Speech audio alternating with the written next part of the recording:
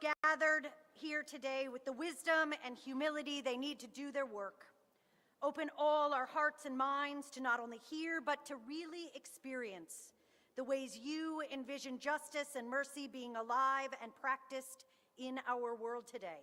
We pray as people who will never stop imagining the world as it could and should be.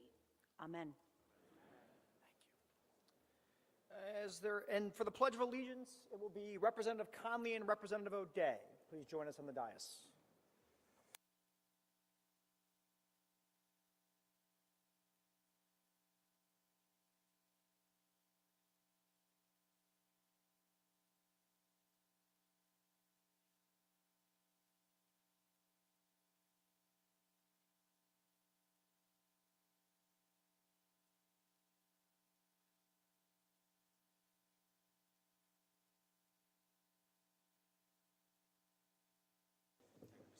Any business on the clerk's desk? Yes, Mr. Speaker. List of bills number 23 dated February 2023 and the daily calendar. Representative Rojas, the House Majority Leader. You need 1 second. I'll get you when you're ready, sir.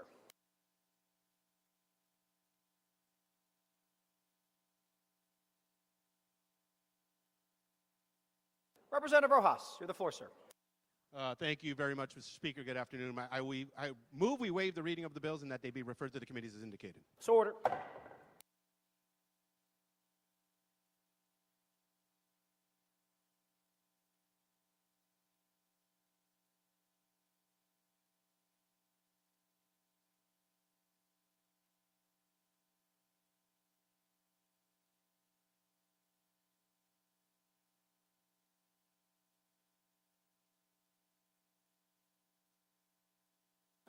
Mr. Majority Leader, you have the floor again, sir.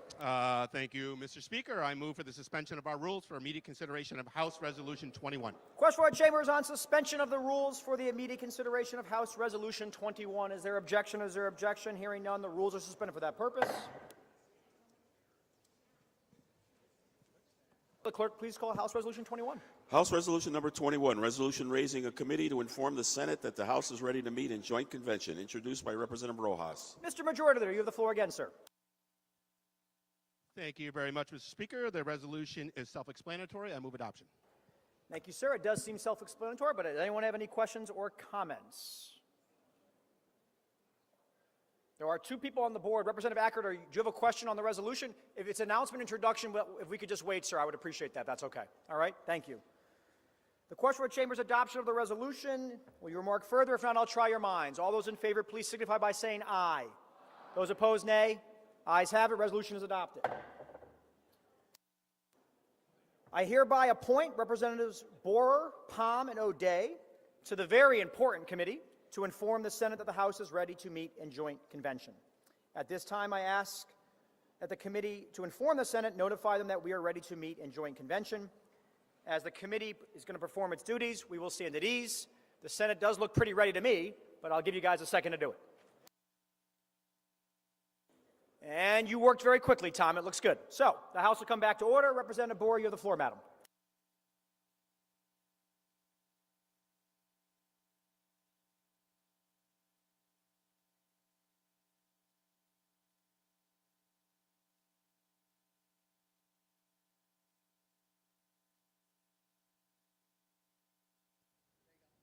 Representative Borer, you have the floor, madam. Okay, thank you, Mr. Speaker. Mr. Speaker, I'm pleased to report that the committee to inform the Senate has met and called upon the Lieutenant Governor and informed the Senate and the House, which is ready to receive the members in joint convention.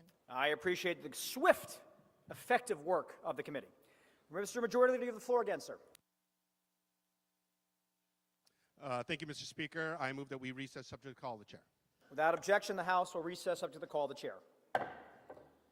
And with that, we will allow very, very, very brief, 10 seconds each. Representative Ackert. Thank you, Mr. Speaker. And I have Nick Wazalewski here, a young man from Yukon and poli-sci individual that started PJ Day. So, he'd like to say thank you. He would use that, but it's my mic. But he is, it's rated hundreds of thousands of dollars for childcare, and I want to shout out to, not childcare, but cancer survivors and young children. And Representative Carpino should be over here with me, but we'll make it quick. Thank you, Mr. Speaker. Appreciate it.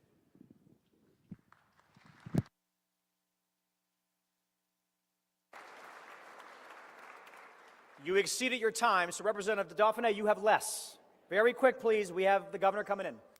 Thank you, Mr. Speaker. And really quickly, both Representative Hayes and I myself have some people from our shared town of Killingly. We have the Naparata family, Kyle, their daughter Abby, and Jen. Kyle serves on our Board of Ed in Killingly, and I just look to have them get some recognition. Thank you. Representative Piscopo, and that's the last one. Any more announcements will have to come after the governor's speech. Representative Piscopo. Thank you, Mr. Speaker. The Thomaston Center School, Senator Henry Martin wants to join me in welcoming the Learning Enrichment Action Program with our teacher, Sue Larson. Thank you, Mr. Speaker.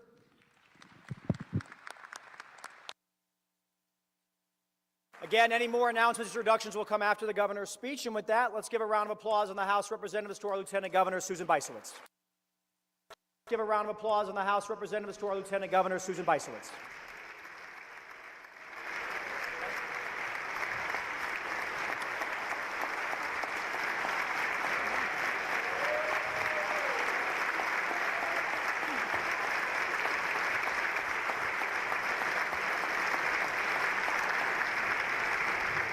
Good afternoon. Thank you for that warm and energetic welcome. And we are ready to call the joint convention to order. So members and guests, kindly please rise and direct your attention to our House Chaplain, Reverend Erica Thompson.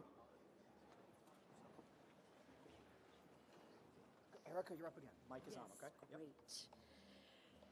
As a local church pastor, I always remind my people when we enter the holy season of putting together our annual budget that at its core, our budget is really a statement of faith, a way of naming concretely what we believe is most important.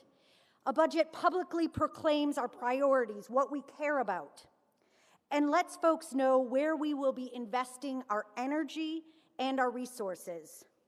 So friends, as we open, I hope that you, each and every one of you, will move into this season of budgeting. Please remember that the work you do is much more than just spreadsheets and numbers, columns. That the work that you do together is about the people of God. It's about individual lives, our joys and challenges, our worries and concerns, our hopes and our dreams. It's about creating a beloved community, not in some distant future, but right now, right here. And so my prayer for you this morning, this joint convention, is that you might be about the business of caring for God's people. Amen. Please remain standing, and thank you so much, Reverend Thompson. At this time, I will call upon Representative Ritter, our speaker, who will lead us in the pledge.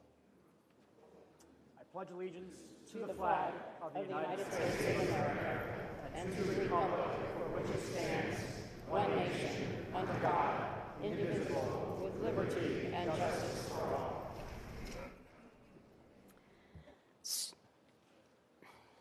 You may be seated. And now we are joined by so many important dignitaries, and I will ask our very distinguished constitutional officers to stand, our Secretary of the State, Controller, Treasurer, and Attorney General.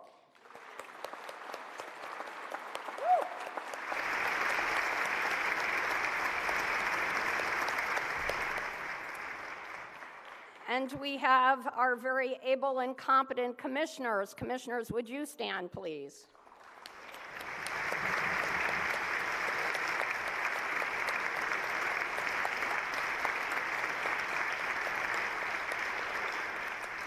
And our distinguished colleagues in the State Senate.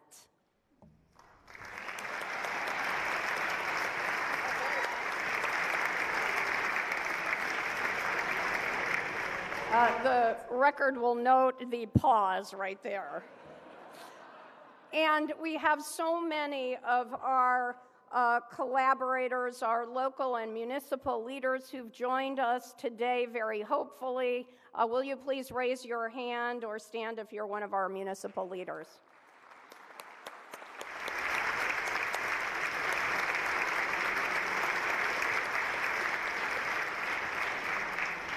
All right, let us move on to our business for this joint convention.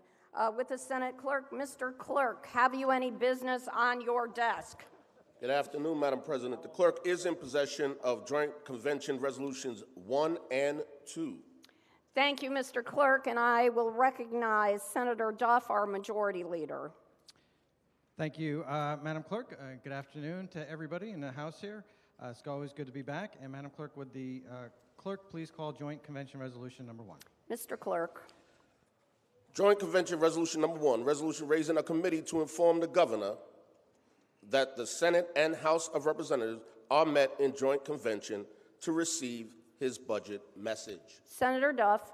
Thank you, Madam President. Madam President, I move adoption of the resolution. Thank you, Senator Duff. Will you remark? Will you remark further? If not, let me try your minds. All those in favor, please signify by saying aye. Opposed, please say nay. The ayes have it, and the resolution is adopted. At this time, I will appoint majority leaders of the Senate and the House, Senator Duff and Representative Rojas, and the minority leaders of the Senate and House, Senator Kelly and Representative Candelora, to invite the governor to attend our joint convention. And we will stand at ease while the committee discharges its duties.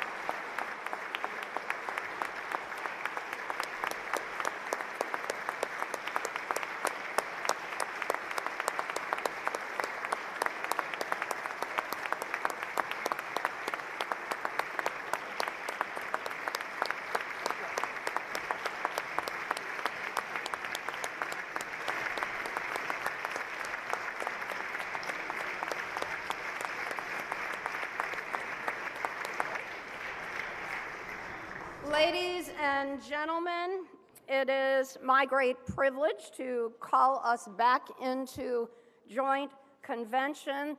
The committee has discharged and done its work, and it is my great pleasure to introduce the fearless leader of Connecticut and our great governor, Ned Lamont. You go get him.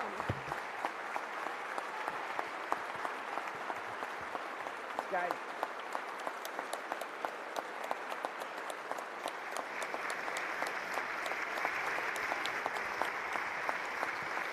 Mr. President, Mr. Speaker, Senator Kelly, Representative Candelora, First Lady Annie Lamont, Lieutenant Governor Bysowitz, members of the General Assembly.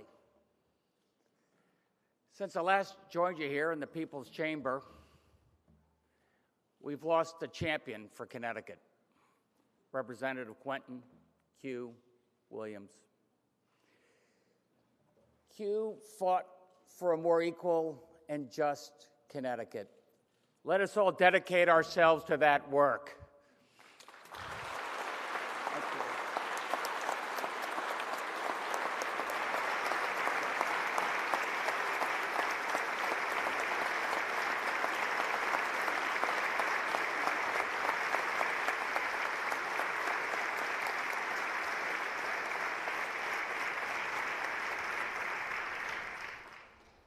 My primary focus for the next 2 years and beyond will be economic growth and inclusive opportunity. That is what my proposed budget will deliver. For the first time in over a generation, Connecticut has enjoyed strong economic and population growth. And more taxpayers, a growing economy, coupled with our shared fiscal discipline, has resulted in 4 balanced budgets, soon to be 5.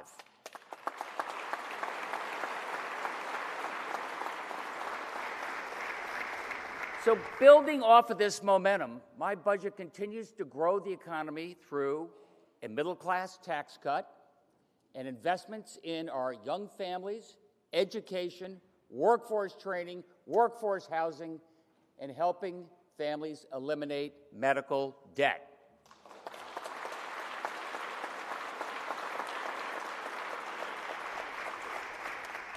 And we will continue to move from rescue to recovery, from lifelines to ladders to opportunity.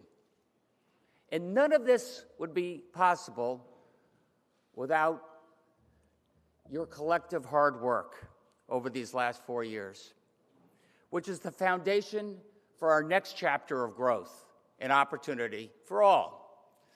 All right, now let's get into specifics. A little wonky. One of the smartest actions the General Assembly has taken over the last decade has been the enactment of the fiscal guardrails that have provided predictability and stability to our budget process. You did that. Thank you.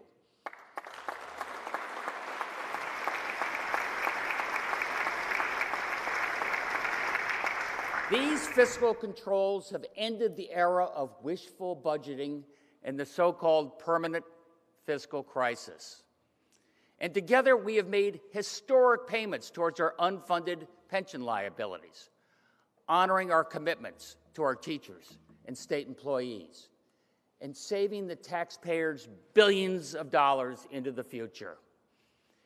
And tomorrow, you will have an opportunity to extend the bond covenants and related fiscal controls for another 10 years, and I hope you do.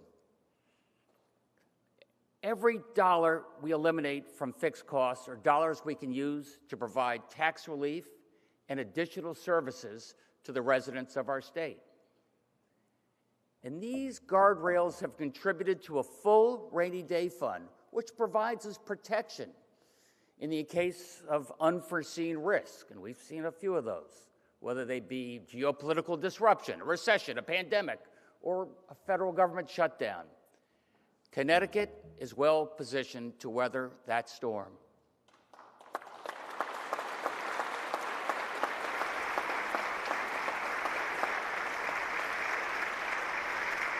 Look, we can't predict the future. We have a responsibility to be ready for it. So this budget builds on the momentum of the last 4 years, and COVID be damned, we're just getting started. As a result of our sound fiscal management, today I'm proposing, for the first time in, say, 30 years, we cut the personal income tax for working families and the middle class.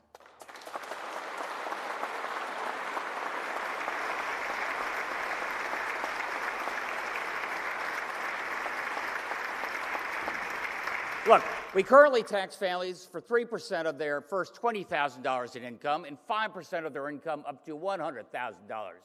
And my proposal will cut the current 5% rate by 10% and the 3% rate by 1/3. I want a sustainable tax cut that we can support in good times and not so good times. Look, we've had a number of false starts and promises and on-again, off-again tax cuts. Not this time. For those families most in need, I also want to go a step further. I'm proposing a 31% increase in the Earned Income Tax Credit. What do you say, Marty? 31%.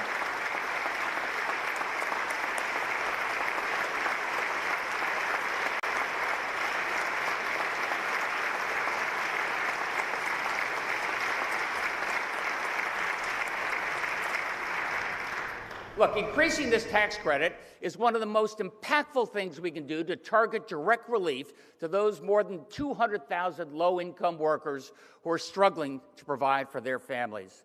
And 97% of the EITC funding goes to families with children. I'll say thank you.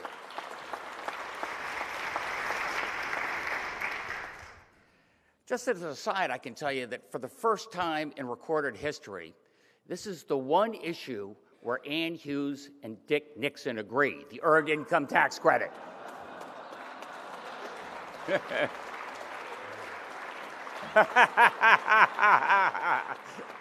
The EITC is one of the best anti-poverty tools we can use because it encourages work, it boosts working families, and it uplifts generations to come. And it's about time that we increase it and increase it for good.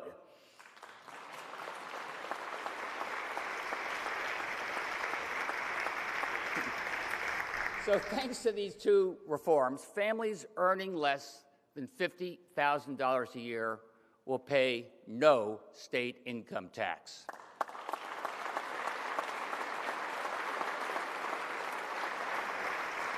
Families earning less than $60,000 per year will receive a 20% tax cut. And those earning less than $150,000 a year will receive a 6.5% tax cut worth about $500. These combined savings for taxpayers, these two proposals, that's worth nearly $500 million a year in tax cuts.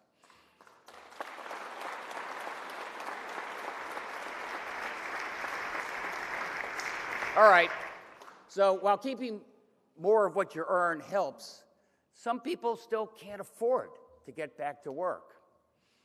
That's why affordable daycare is a precondition to young families being able to get back to work and giving their kids the very best head start in life.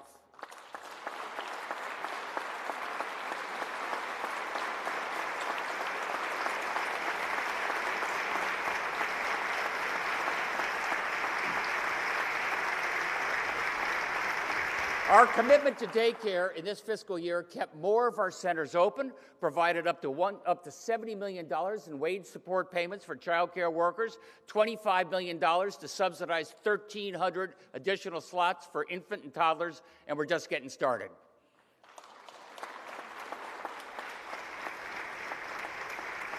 Our proposed budget increases childcare rates in the state's largest childcare program, Care for Kids. It increases it by 10% each year of our biennium.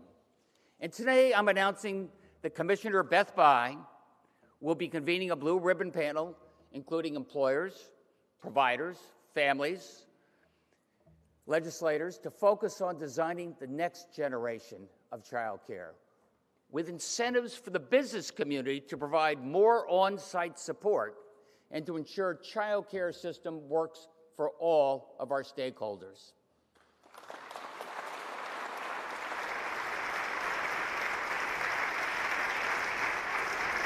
Our budget incentivizes employers to help their employees with childcare.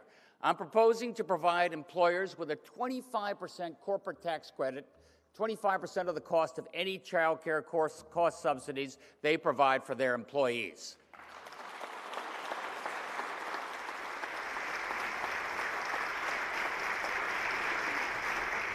On education, our budget increases ECS by $135 million, in addition to the $720 million in federal resources still to be invested in education over the next 2 years.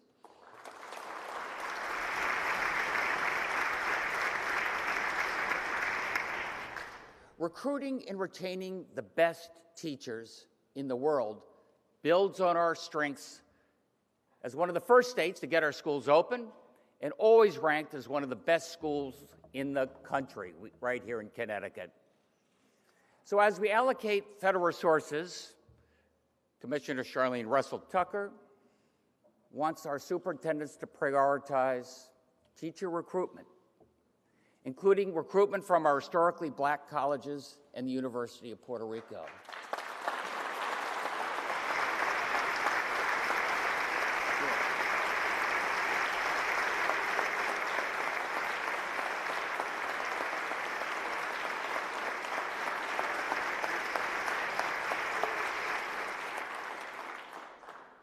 Hear a lot about education reform. I would say the most important education reform is a great teacher in the classroom. We have the greatest teachers in the classroom. We got to keep it up.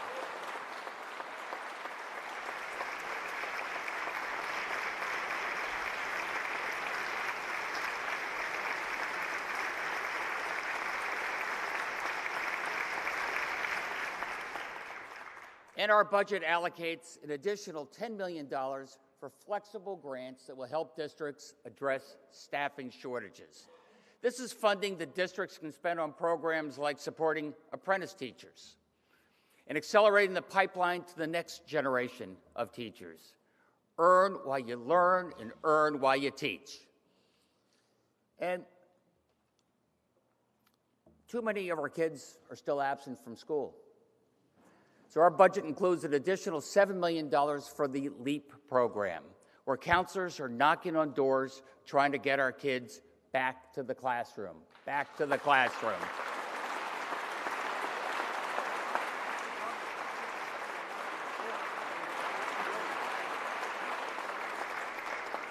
And tomorrow, you're going to have a chance to vote to provide students another important reason to get back to school. Universal free lunch for the rest of this academic year.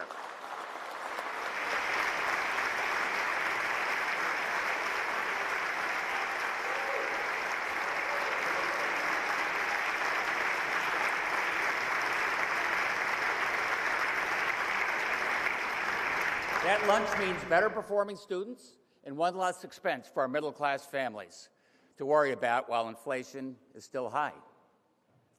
All right. So the good news is that Connecticut still has a strong economy with almost 100,000 jobs unfilled.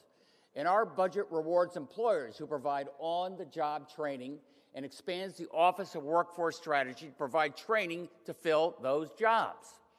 A high-paying job in less than 6 months of training. That's a pay raise for you and a stronger economy for all of us.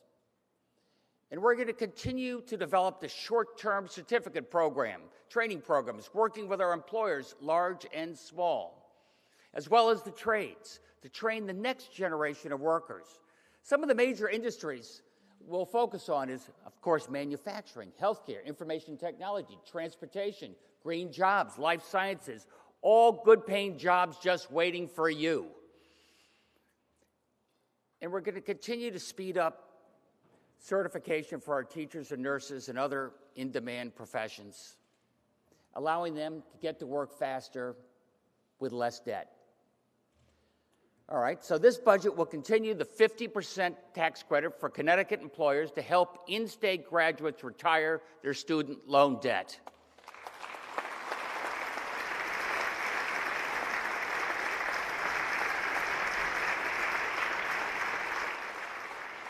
That's one more reason for our graduates to stay in Connecticut, and one more reason for our employers to hire right here in Connecticut. And millions of dollars of workforce training will go to naught if we don't have enough housing where workers can afford to live. So for the first time in a very long time, more and more young families are moving to Connecticut. Last year, we built more market rate and affordable housing than any time this century. And you know what? We're still desperately short of housing. Look, having just climbed out of a fiscal crisis, I don't want to fall into a housing crisis. So, in addition to increasing our investments in affordable housing, our budget proposes an additional $200 million for workforce housing, which will allow the state to provide more housing options for you and more financing options for our developers so they can start building more quickly.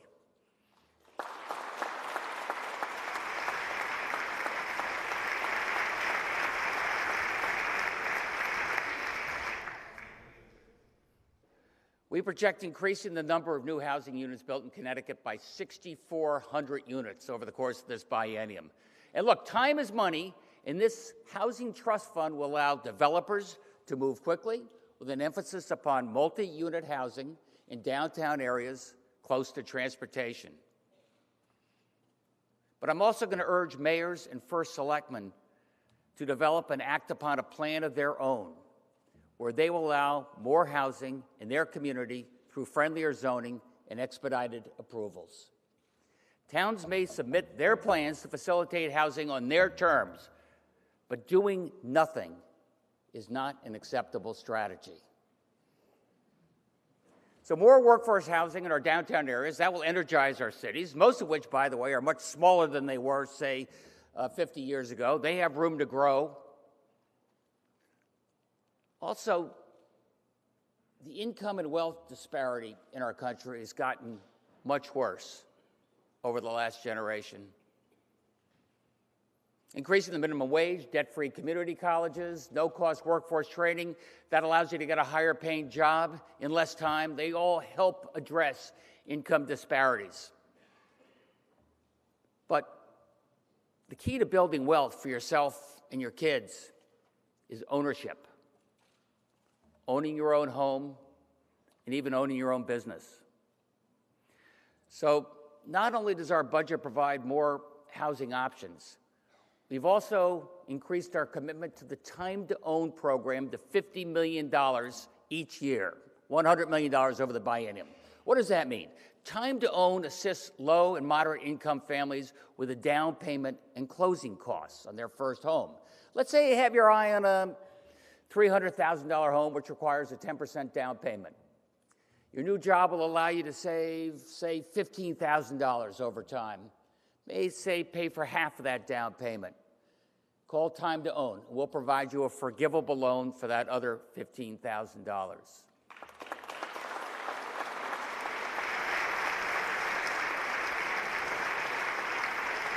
All right, you just bought your first home. Gives you a stake in the community and ownership. Your new job may provide you the insights and experience you need to start your own business. Our budget builds on $275 million in funding for small businesses across our state, with a special focus on those in low-income and historically underserved communities.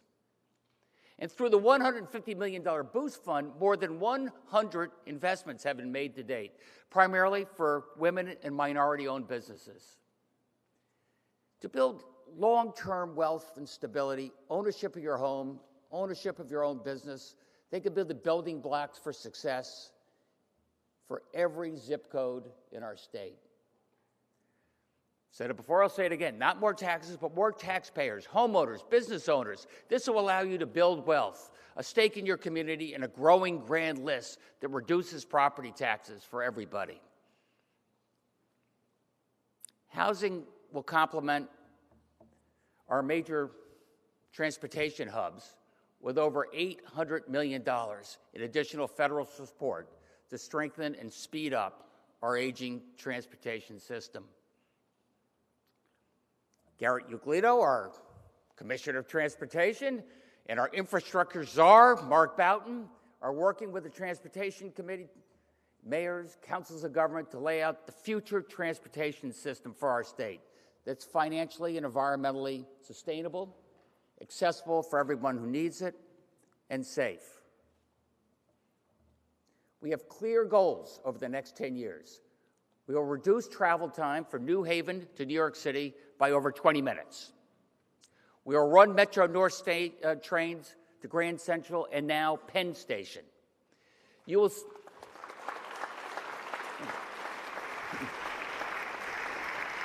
will see new and improved cars on the Hartford line. Metro North will have 5G service. Now that train can double as your high-speed office. Look, our investments in rail are already reaping dividends. Their nearly 50% increase in rail service between Waterbury and Bridgeport has fueled over 500 new units of housing and counting. We haven't forgotten about our roads. Our major roads and highways were designed 70 years ago for much less traffic. And our Department of Transportation has targeted the worst bottlenecks. And they have a plan to make improvements. Extended on-off ramps. That will reduce crashes and limit congestion. And also more advanced traffic signals will speed up your commute to work and your ride home. Garrett, I notice all the smart stoplights are in and around the Department of Transportation. Let's build that out so we all have more convenience. Look, if you want to keep our fiscal house in order, we need to remember that there's no such thing as a free bridge. And new federal resources continue to require that Connecticut provide 20%, 50% on the competitive grants as a local match. So we must be thoughtful about keeping our transportation fund solvent to take advantage of this next opportunity. Look, we've already begun reconstruction of the Gold Star Bridge between New London and Groton.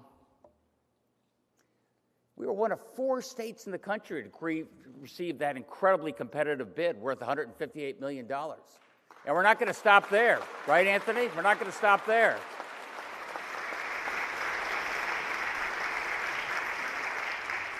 Connecticut is also making a $55 million down payment on state electric vehicles and charging stations, which will speed our move to an all-electric, carbon-free transportation future.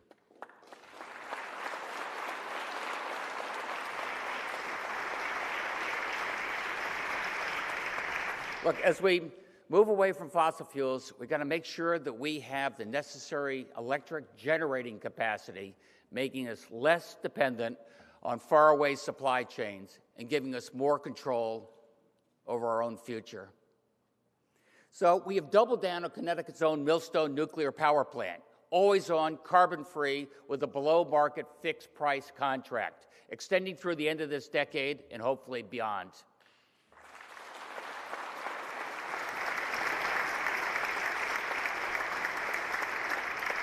Our big investment in wind power should turn on over the next few years, adding capacity at another fixed price. And Commissioner Katie Dykes has led our New England states in pushing for electric transmission lines between Quebec Hydro and our New England grid. Hydro will be another very cost-effective leg of our energy stool, with Connecticut well-positioned to have reliable electric generating capacity for the foreseeable future. So tomorrow I'm going down to Washington, D.C. I'll be meeting with my fellow New England governors, talking about regional energy strategy and security. And working together, we're going to improve reliability and drive down costs. And here in Connecticut, we will maintain our energy efficiency fund, investing $200 million annually, which allows families living in older homes to greatly reduce their electric and heating use, saving money and reducing carbon emissions.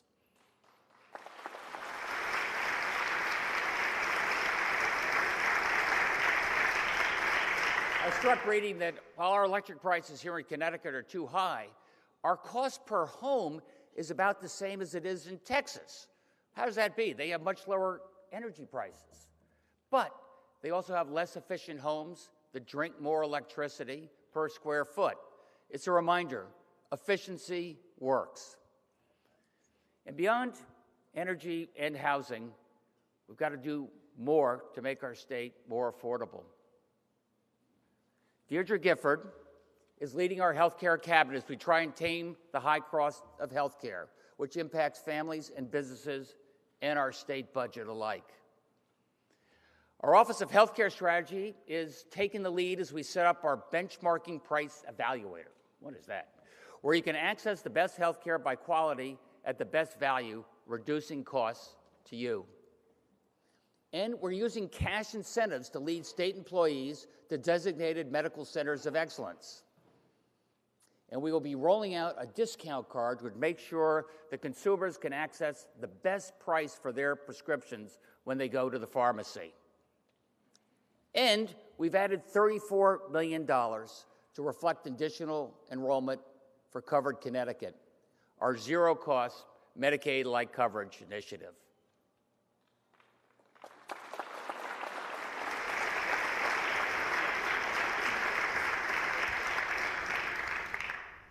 It's not enough. Record high numbers of Americans have put off care due to high co-pays and deductibles.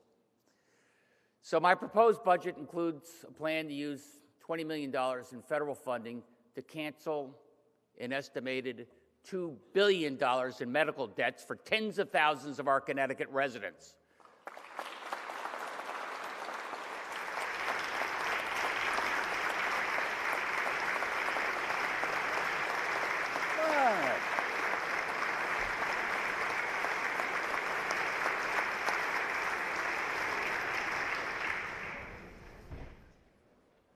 These are Connecticut residents who are struggling to pay down their debt.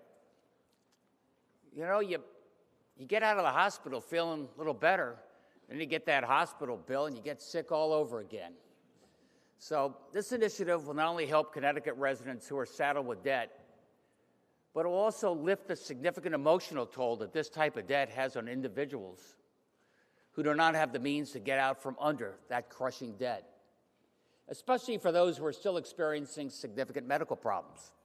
Medical debt is the leading cause of bankruptcy in our country, leading cause of bankruptcy in our state, and it hangs like a dark cloud as you try and get your health and your bank account back in shape. Look, the ultimate solution to this problem is affordable access to quality health care for everybody, for everybody, for everybody.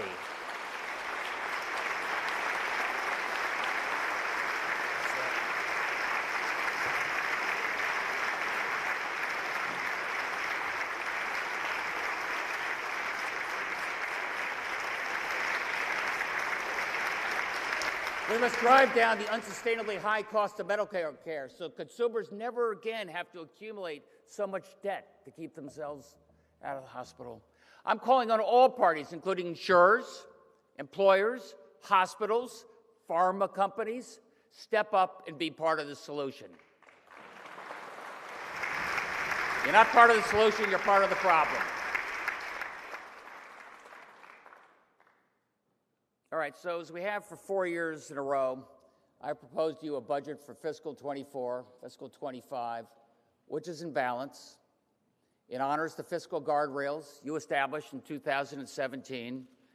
It makes the biggest investment in childcare, in education, in workforce, and transportation in our state's history. All right. So some of you are saying, okay, Gov, that's a good start, but you haven't gone far enough. So for those of you who want maybe a little bit more spending here, or those of you who want a bigger tax cut there, that's fine.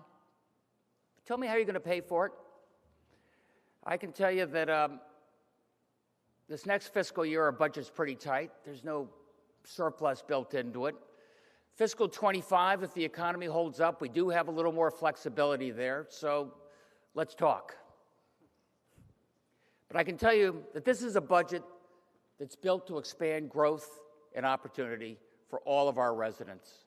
It's anchored by a middle-class tax cut, keeping faith and expanding assistance for those most in need. This is my budget, and within it are values. Each and every one aims squarely at economic growth and inclusive opportunity. I saw a lot of you at the basketball game last night at the XL. UConn men did pretty well.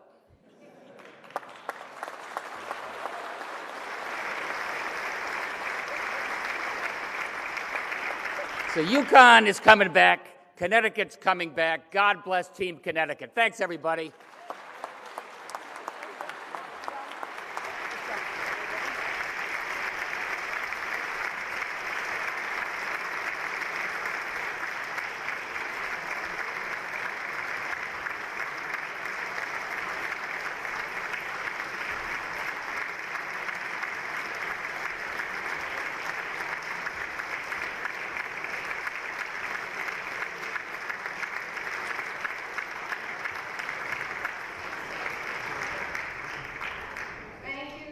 Lamont. At this time, I will ask if there is any remaining business on the clerk's desk.